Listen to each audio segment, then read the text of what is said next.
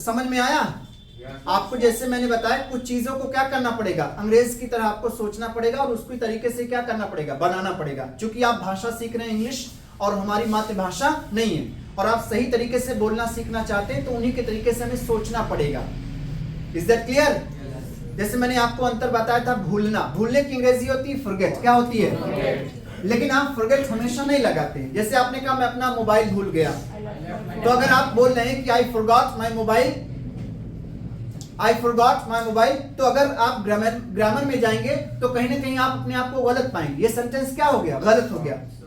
क्योंकि अगर आपसे पूछा जाए कि आप क्या भूल गए, क्या भूल गए, आप बता रहे, अगर भूल गए होते तो आपको पता होता नाम, नहीं आप बता रहे हैं फोन भूल गए, तो कहां भूले हैं, है ना? हाँ, तो इसलिए कोई चीज आप भूल गए हैं तो आप वहां पर भूलने की अंग्रेजी लगाते हैं लीव। क्या लगाते हैं? छूट गया एक तरीके से, वहां पर क्या लगाएंगे? लीव। क्या लगाएंगे? और फॉरगेट तब लगाएंगे जब आपके जहन से, दिमाग से, ठीक है, कोई चीज एकदम से निकल गई है, आप भूल गए हैं, आपकी नॉलेज में नहीं है, तब आप लगाएंगे फॉरगेट। क्या लगाएंगे? जैसे मैं आपका नाम भूल गया, अब कोई नाम याद आ रहा है नहीं, तब आप बोलोगे आई फॉरगॉट योर नेम। क्या बोलेंगे? लेकिन वहीं पर अगर आप कह रहे हैं कि मैं मोबाइल भूल गया, तो आप फॉरगॉट ना बोल करके आप लगाएंगे लेफ्ट। क्या लगाएंगे? तो अंग्रेज यहाँ पर दोनों में डिफरेंस पैदा करता है। अंग्रेज किसी चीज को छोड़ता है, हाँ, तब वहां पर लगाता है लेफ्ट। क्या लगाता है? लेकिन किसी चीज को भूल गया तो आप लगाएंगे फॉरगॉट। क्या बोलेंगे? क्या लगाएंगे? अंडरस्टैंड? फॉरगॉट और लेफ्ट में अंतर समझ में आया? फॉरगॉट और लेफ्ट में अंतर समझ में आया? फॉरगॉट क्या होगा? जब आपके नॉलेज से कोई चीज एकदम से नहीं, आप भूल गए हैं चीजें, तब आप क्या लगाएंगे? फॉरगॉट। क्या बोलेंगे? लेकिन वहीं पर आप कह रहे हैं मैं मोबाइल भूल गया, अच्छा आप बता भी रहे मैं मोबाइल भूल गया, और भूल भी गए कैसे? तो वहां पर भूले नहीं है ना, मोबाइल नाम आ रहा है कि नहीं? अगर भूल गए होते तो मोबाइल नहीं आता नाम, ठीक है? तो आपने क्या किया है? उस चीज को छोड़ा है एक तरीके से। तो जब आप किसी चीज को छोड़ते हैं तो हम लोग नहीं बोलते हैं कि मेरा मोबाइल छूट गया, हम लोग बोलते हैं मैं मोबाइल भूल गया। भूल गया ज्यादा इस्तेमाल करते हैं छोड़ने की जगह पर। तो इंग्लिश में क्या करेंगे? इंग्लिश में दोनों को अलग अलग तरीके से बनाएंगे। किसी चीज को आप नॉलेज से, ठीक है, नॉलेज में नहीं है कोई चीज, तब आप वहां पर भूलने के लिए क्या लगाएंगे? फॉरगॉट। क्या लगाएंगे? अगर कोई चीज छूटती है, कोई चीज भूलते हैं आप, तो आप वहां पर लगाएंगे लेफ्ट। क्या लगाएंगे? फिर से बोलिए। जैसे मैं नोटबुक भूल गया, आई लेफ्ट माई नोटबुक। बोलिए।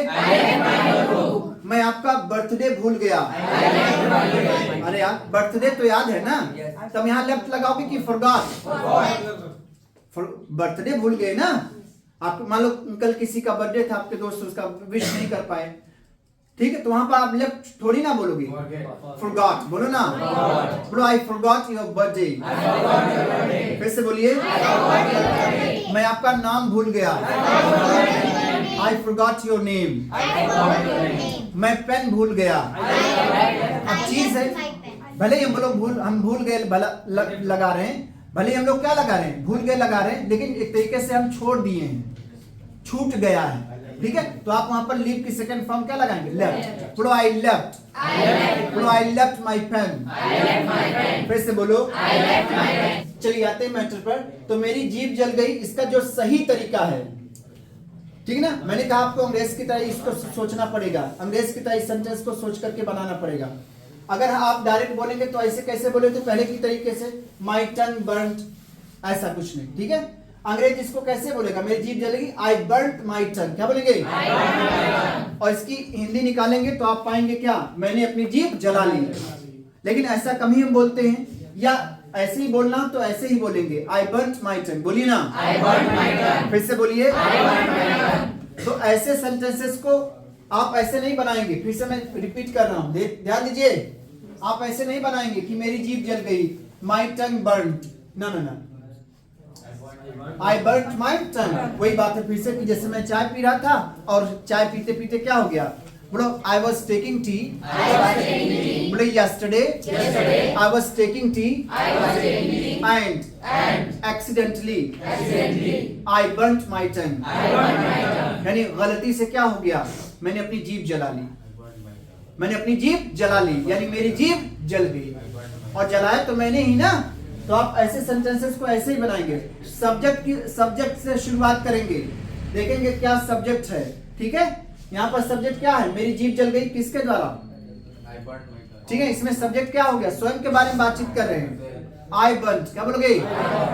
मेरी उंगली कट गई, आई कट, ये सेकेंड फॉर्म है। कट की सेकेंड फॉर्म क्या है? कट। तो आई कट माई फिंगर, फिर से बोलिए।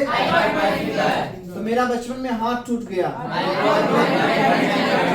ऐसे नहीं बोलोगे माई हैंड ब्रोक। ठीक है, मेरी मम्मी का कल हाथ जल गया, बोलो माई मदर बर्न्ड। बर्न का मतलब जलना, बर्न की सेकेंड फॉर्म बर्न्ड। बोलो my mother burned her hand.